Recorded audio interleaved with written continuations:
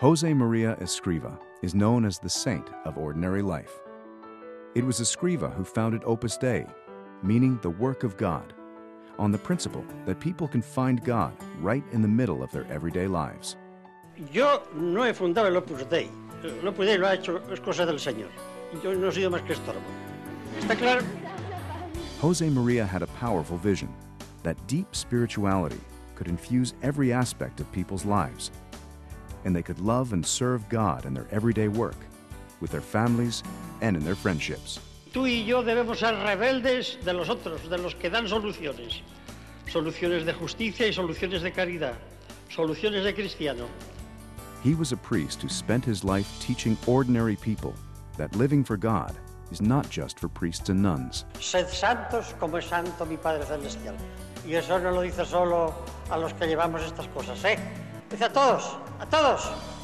People of every nation, race, and social condition could live the Christian calling in a new way by striving to be holy in the ordinary circumstances of their lives. A los casados, a las casadas, a los solteros, a los obreros, a los intelectuales, a los campesinos, a todos.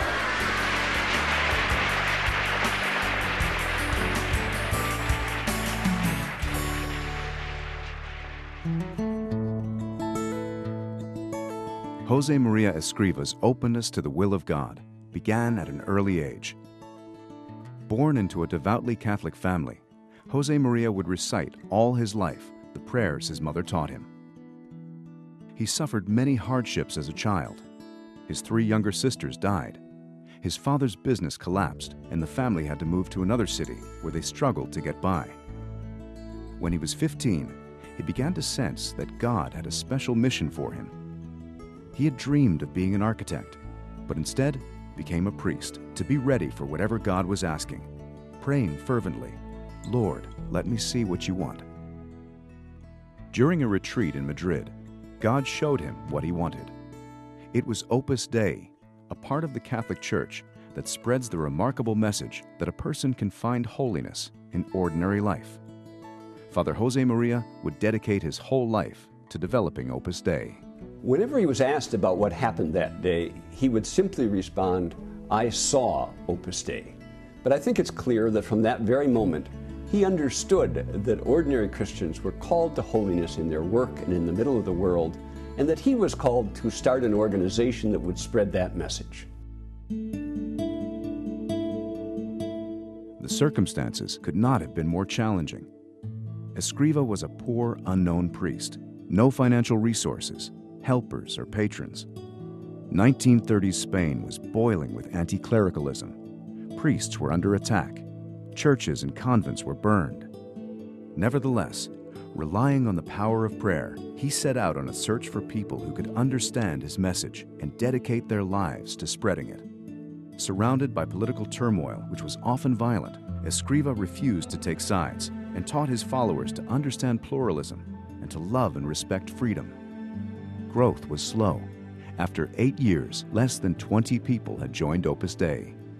Then, war broke out.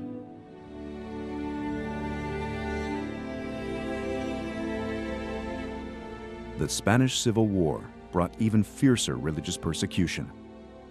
Thousands of priests and nuns were murdered. Father Josemaría was forced to abandon his clerical dress and to go into hiding in Madrid, moving from place to place to avoid capture and death. For a while, he hid in an insane asylum, pretending to be mentally ill. Later, he and a few members of Opus Dei found refuge in the consulate of Honduras, where they lived in a single room. During this time, he still ministered to many people, at times risking his life to do so. This was a time of great danger for all priests, but Father Josemaría felt he could not simply sit out the war in hiding, unable to carry out his priestly activities or work at the development of Opus Dei.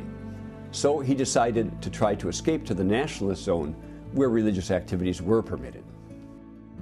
In the fall of 1937, Escrivá traveled incognito to Barcelona, and from there joined a group of smugglers for a series of dangerous night marches through the Pyrenees Mountains into Andorra. For the remainder of the war, he struggled to re-establish contact with the members and friends of Opus Dei.